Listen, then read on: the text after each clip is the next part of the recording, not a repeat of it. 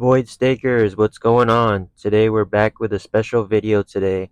We have my fiance here giving her perspective on how gambling affect me as an individual and us together as a couple. I think this will be a good value to you guys and I hope you enjoy the video. This is my fiance Savannah Hi. and she wants to give you guys some insight on how gambling messed me up. Well, from a relationship perspective, I remember when you were really deep into gambling, one of the ways that it affected us was, or me at least, was you did sports betting a lot, which you were always on your phone. Like, we were out at dinner, he was watching the game, he was making sure, like, his players were doing well. So it just felt like it took a lot of quality time from us, which really annoyed me, and it can do a lot to a relationship. And then seeing your money go down, I felt responsible for taking care of like us going out or paying for certain things because it was like, oh my gosh, you just lost X amount of money. I have to pay for this. So it just felt like another burden on me as well. Um, and then just seeing him constantly be on an emotional roller coaster, like he would be happy when they were up and then he would be sad when they were down. And then it was like, you never knew what the outcome would be. And I would always be like, I just hope his team wins so he has a good day. He would never take out his anger on me, but you can definitely tell that his energy was a lot lower. And that did affect our day as well, how it would go. So I think those were the three biggest things that I feel affected, gambling affected our relationship.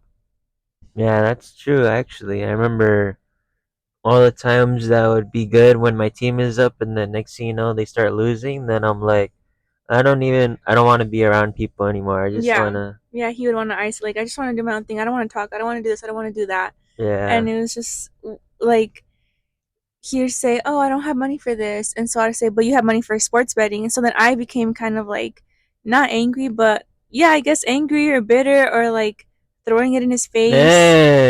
Well, Hey. yeah, because you have to understand, like when I'm seeing, when you see someone bet, it's like if I were to tell you, "Oh, I don't have money for lunch," but then you see me go and spending $1,000 at a store. It's like you just said you didn't have money for this sandwich, but you have money for this item. So Mhm. it kind of puts it in a perspective like, so this is more important. This is where you want to put your money.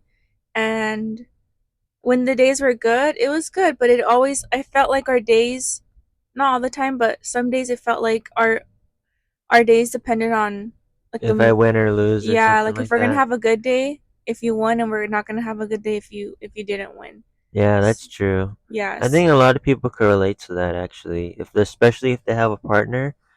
I would say I'm more on the mellow side too. Like there's people that get really, really angry where they like start hitting their TV screen and throwing the monitors. Yeah, no, it But wasn't like that. It was just like if you lost, you would just want to isolate yourself, which I understand because when you're betting that much money and you're losing that much money, I mean, you're doing it willingly. No one's taking it from you. No one robbed you. But I understand that it does take a mental toll on you, and I think that's why I got fed up because it was almost like you're doing it to yourself. You can stop, and I've never dealt with gambling addiction, so for me, like the other aspect that I want to say is as the partner, you've never struggled with this, try to be as understanding as you can, even when it's hard, because it was hard for me to understand, like, why would you keep, I don't even want to gamble $20. Like, it's hard for me to understand, but when he's going through it, I just have to be as positive and supportive to help him out of it. As hard as that is for me, as hard as that will be for a partner, because we're not going to understand. We just have to try to get them out and be supportive and do what we can. mhm. Um, I think it's a lot like other addictions too cuz for example, growing up, like gambling was a thing that the family used to like get everybody together and stuff.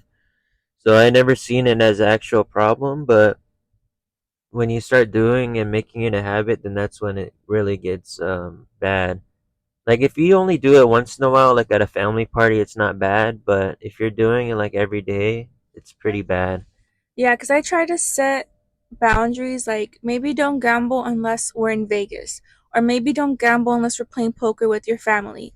Like, I would try to set it so it's like Like, would I prefer if he just quit altogether? Yeah, of course, that would be the best scenario, but it's a little steps, and I think that's the whole point of his channel. It's like, quitting is the best thing you can do, but if you change your habits even a little bit, like that's the start of something. Like that's the growing part. And the most important part. Thank you guys for having me. Thank you for having me. Am I your first guest? Yeah, first guest. Oh, I'm happy to be the first guest, and I'm so happy that he's having this community, and I'm very proud of you, and I'm proud of all of you guys for joining in because it means you guys want to keep growing. So, yeah, thank you for having me. Hopefully, I helped a bit. Like and subscribe. See you guys next time.